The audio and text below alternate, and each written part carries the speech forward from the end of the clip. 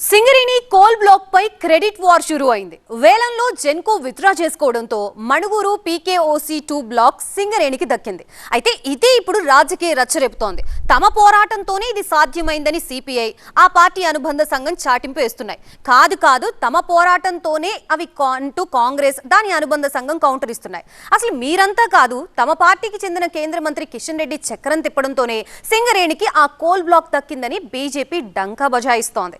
ఈ పార్టీలన్నీ coal war కి ఎందుకు తెరతీశాయి?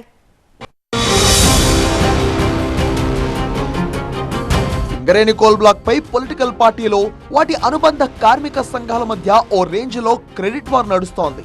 రాజకీయ పార్టీల మధ్య జరుగుతున్న ఈ కోల్ వార్ కాకరేపుతోంది. వేలంలో జెన్కో విడ్రా చేసుకోవడంతో మణుగూరు పీకేఓసీ 2 బ్లాక్ సింగరేణికి దక్కింది. తమ పోరాటంతోనే ఇది సాధ్యమైందని గుర్తింపు కార్మిక సంఘం ఏఐటియుసి, సిపిఐ ప్రచారం చేసుకుంటున్నాయి.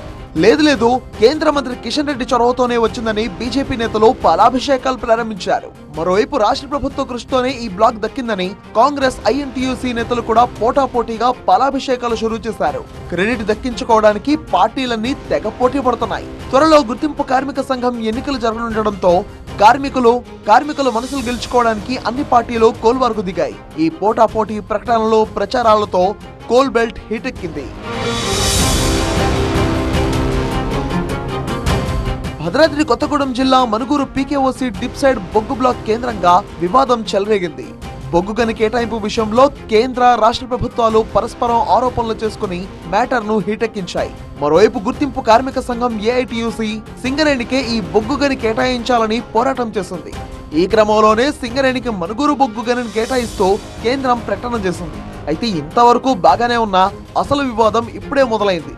బొగ్గు గని కేటాయింపు క్రెడిట్ తమదంటే తమదని కాంగ్రెస్, బీజేపీ, సిపిఐ వాటి అనుబంధ కార్మిక సంఘాలు కూడా తెగ ప్రచారం చేస్తున్నాయి. సింగరేణిలో గుర్తింపు కార్మిక సంఘం ఉన్న ఏఐటియుసి గత 6 నెలలుగా సేవ్ మణుగూరు పేరుతో పోరాటం నిర్వహించింది. మణుగూరు బంద్ కు పిలుపునిచ్చింది. మణుగూరు ఏరియాకు మనుగడ ఉండాలంటే డిప్ సైడ్ బొగ్గు బ్లాక్ ను సింగరేణికే కేటాయించాలని ఆందోళన చేసింది. జీఎం కార్యాలయంతో పాటు గనుల్లో నిరసనలు వ్యక్తం చేస్తూ కార్మికుల్లో వేడి రాజేసింది. ఇదే విషయంలో కాంగ్రెస్ అనుబంధ సంఘం ఐఎన్టీయూసీ, బీజేపీ అనుబంధ సంఘం బిఎంఎస్ కొంత వెనుకబడిన ఏఐటియుసి మాత్రం ఆందోళనలతో కార్మికుల్లో చైతన్యం తీసుకొచ్చింది. ఇక మణుగూరు డిప్ సైడ్ బొగ్గు గని కేటాయింపునకు సంబంధించి కేంద్ర ప్రభుత్వం వేలంపాట నిర్వహించడం ఒక ఎత్తైతే, రాష్ట్ర ప్రభుత్వం ఆ గని కోసం సింగరేణితో పాటు జెన్కోను కూడా పోటీలో నిలబెట్టడం మరో ఎత్తుగా నిలిచింది. ఈ మధ్య మణుగూరులో పర్యటించిన కేంద్ర మంత్రి కిషన్ రెడ్డి గని కేటాయింపు విషయంలో జెన్కోని పోటీలో పెట్టి ఆ గనిని ప్రైవేట్ వ్యక్తులకు కట్టబెట్టేందుకు రాష్ట్ర ప్రభుత్వం కుట్ర చేస్తుందని ఆరోపించారు. ఇక డిప్యూటీ సీఎం భట్టి కూడా మణుగూరులో పర్యటించి తనతో పాటు జెన్కో అధికారులను కూడా తీసుకువెళ్లడాన్ని ఏఐటియుసి తీవ్రంగా వ్యతిరేకించింది. గనిని ప్రైవేట్ వ్యక్తులకు అప్పగించేందుకు రాష్ట్ర ప్రభుత్వం కుట్ర చేస్తోందని ఆరోపించింది. చివరకు మణుగూరు డిప్ సైడ్ బొగ్గు గని వేలంపాటి నుంచి జెన్కో తప్పుకోవడంతో సింగరేణికే మైన్ కేటాయిస్తూ కేంద్రం ప్రకటన విడుదల చేసింది. ప్రస్తుతం గని కేటాయింపునకు సంబంధించి 3 పార్టీల మధ్య జోరుగా క్రెడిట్ వార్ సాగుతోంది.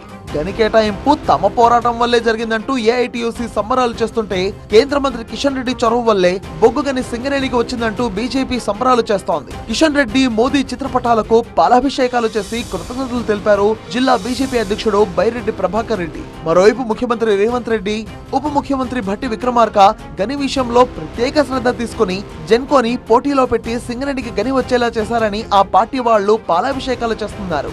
మణుగూరు డిప్ సైడ్ బొగ్గు గని కేటాయింపు విషయంలో బీజేపీ, కాంగ్రెస్, సిపిఐ మధ్య క్రెడిట్ వార్ కొనసాగుతోంది.